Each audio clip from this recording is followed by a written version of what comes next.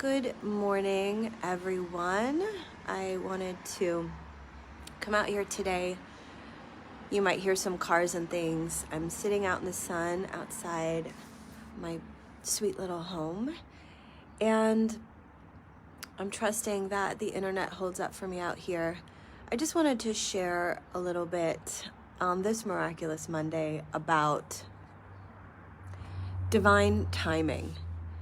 And this idea has been really present for me, and I think for a lot of us as we kind of move through our lives and we have this relationship with time. And time can be a huge driver for our fear-based thinking and our limited beliefs. For example, there's not enough time to do what I love. There's not enough time to do this before I do that. And a lot of times it can produce these feelings of anxiety and overwhelm, because I'm noticing in this part of the world, whereas like in Mexico and in Europe and in different places, there's less pressure to perform. There's less pressure to get things done. There's a little bit more admiration for, it feels like, peace, relaxation in your day. I find that in the States there's just, and I love that about being here, this productivity that really kind of drives things and helps us to manifest our dreams. But it's the flip side of that I want to attend to today. Because when we learn how to align to divine timing, think of the Lord's Prayer, thy will be done. In the yogic tradition, it's surrendering my will to the divine will. And when we can pause in those moments of overwhelm and anxiety, and we can observe the limiting thoughts, the limiting beliefs, my friend Deborah Jane Sutton calls those limiting beliefs of there's not enough time, and I have to push, and I have to move matter to matter. We can trust that we're going to have feelings of anxiety. It's just kind of the way things work. So in those moments of overwhelm, if we can see, wow, I'm running these beliefs that are creating these feelings, then we can surrender in those moments. We can take a deep breath and we can say, look, I want to align to the divine time. Because when we align to the divine timing of things, that's when we can see the miracles occurring. And a miracle occurred for me, a handful, I would say, over the weekend that were just so fun. And one of them was Friday night. And my nieces are in Frozen 2. They were the lead, Anna and Elsa. And it was just so much fun. But there was a lot of energy, we got to get there on time. We got to get here. We got to get there. But once we got there and there was this moment of just flow that started to occur, I started to realize how the divine kind of puts people in our path, that say things to us that are so profound. And we can call them synchronicities, but really they remind me, yes, they're synchronicities, but they remind me that there is a higher intelligence that is 100,000 million gazillion % available to us when we acknowledge that miracles are occurring. And if we miss the miracle, if we a synchronicity occurs and we're not aware of it, that's okay, because it's held in a trust, and there will be a time, because the divine wants us to know how loved we are and how protected we are and how guided we are in the present moment, in this very moment. I hope you guys can see me, because I can't really see myself with this sun, but I really wanted to feel the sun in this moment.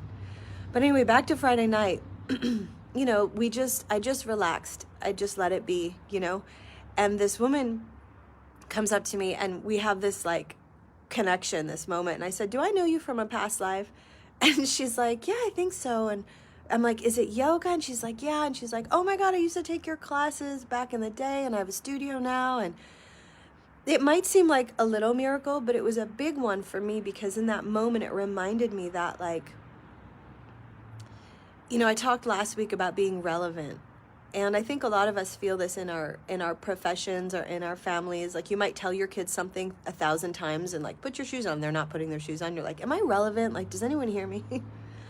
But the truth of it is that the seeds that you plant and the times that you overcome yourself and you're of service to someone else, you might know that you're being of service to someone else, and you might not. You might just smile at the cashier, and that smile inspired someone to smile at someone else. Like, sometimes we know that our mercy in the world is doing something, and sometimes we don't.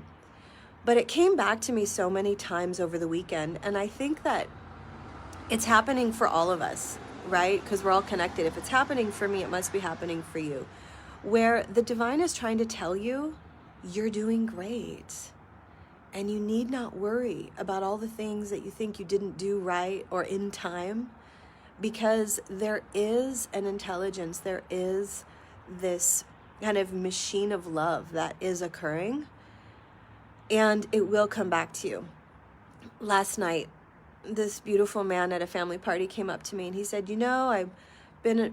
your family's welcomed me and all of these things, and I wanted to make an effort and get to know all of your names and kind of what you were about. So I was stalking you on Facebook, he says to me. And he goes, I watched some of your videos, and I just want to say that they were meaningful for me. Like, they really made me feel peaceful, and I just wanted you to know that. And in that exact moment that he told me that, I was running limited beliefs. And I didn't even realize I was doing it until my brother in front of me, and this is how the divine works miraculously through all of us, in that moment decided to tell me something positive about myself. And so this week, I want to encourage all of us to say the things that you might be embarrassed to say, that are positive or that acknowledge someone else in your life. You might think, oh, they already know that, or it doesn't matter, or I'm shy, or, whatever those limited beliefs are. In the moment, if you feel guided to tell someone you like their shoes, or, hey, remember that conversation we had? It was really meaningful. Or, I really appreciate how, you did A, B, and C. Go ahead and say that thing, because when it happens for somebody else, you might not know how meaningful that is. And that those seeds that we plant and that those moments are our part in this divine plan for all of us to feel a little bit more content, a little bit more at peace with our role in all of this, and to know that we are relevant and that every single person has a mission and a journey to take. And when we're doing those things for each other, it really infuses this momentum. And that's what I'm starting to feel build, that even though time can be really kind of hectic and full and we feel like we can't get it all done, if we can align to the divine plan, just know that thy will be done. It will be done. And when I was meditating this morning and I was watching the sun rise, I noticed, I live on this beautiful meadow, that it almost felt like the trees were leaning in to the rising sun. And I wondered, like someone said to me yesterday, we're just like the trees, we're just like nature. And I was like, you're such a sweetie for saying that. Because it's true. It's like in those moments when the sun is rising, can we lean in? Because a lot of times it feels like we're in this tug of war between limiting beliefs and fear and anxiety and all of those things, and in the light and in the love and in the confidence that we're moving in a healthy direction. So this morning I wanted to give that to you guys, this Miraculous Monday. The sun is shining here in beautiful Toledo, Ohio, and it's cold but not too cold. And I want us this week to lean into that light frequency that will guide our days, that will lead us to the right people at the right time, the right circumstances, to say the thing that you may or may not want to say, but to know that when you feel this little tug towards the light, lean into it, because it's pulling you in a direction of more ease and grace in your day-to-day. And I really believe that that's our natural inheritance, that we need not be suffering. Trees are not suffering. The grass goes with the flow. The trees are not resisting letting go of their leaves in the autumn. Like, this is a part of life, and we're a part of nature. So there is that intelligence that wants to work through us, but it respects us, and it created us, and it knows us so well that it knows that we need to choose that. We need to turn our face to the light. We need to be the ones that decide, no, today's going to be about the love. And I'm going to let go of those limiting beliefs. It's like, we have to be here on time. Yes, there are certain things you just got to do on time. But is there any flexibility? And is there any grace? And if we can start to think the thoughts that, like, it's all good, and I have all the time in the world, and I am guided, when we start to think those thoughts, they really initiate a frequency of ease and grace that gets us into the behaviors and the time frames and the moments where we can be vehicles for these frequencies that are higher to come through us and to share that with others, because that's really what we need. It's like the trees are working in community. It might not look like that, but their roots are all connected under the surface. And that's how humans are. We are so deeply, intimately connected that we are one. Like, is there anything more intimate than that? Like, we are each other. I am you. So when you acknowledge my greatness, you're acknowledging your own. And we need to do that. My little 6-year-old this morning, we're talking about Valentine's, and he says, I want my Valentine's to say, I love myself. He said, because I want everybody to know that. Isn't that adorable? Like, he wants his friends to know that they can love themselves, and that's not a weird thing. Because when you love yourself, you love the part of you that is innocent and connected to the divine. That's just an expression of honesty and truth. That doesn't make you special, any more special than anyone else. The Course of Miracles says all of the children of God are special, and none of the children of God are special. It's like no one's better than anybody else in this thing. It's just some of us are more willing to acknowledge that truth about ourselves than others. And that's what this work is about. When we talk about yoga and we talk about self-development and, Christ consciousness and really dialing into the truth of who you are, what we're doing is acknowledging, like, you're a tree.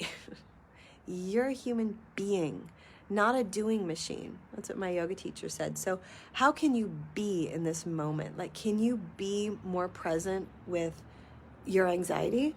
Can you realize that your thoughts are driving that? Can you be strong and change the direction that your mind is going? Because that's what this work is about. And it's not really hard. It's just different.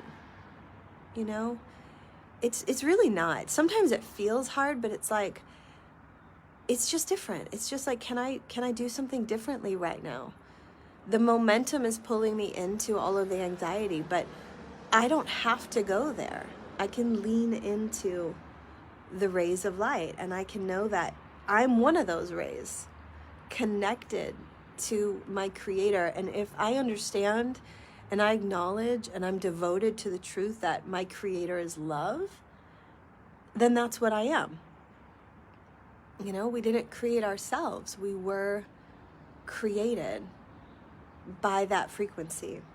And so those are the miracles. Go tell somebody you love them. Go tell them they're doing great. Go acknowledge something positive that they've done in your life. And know that in the present moment, you'll be guided. And that there's a frequency where, like, people are coming to you in that right moment.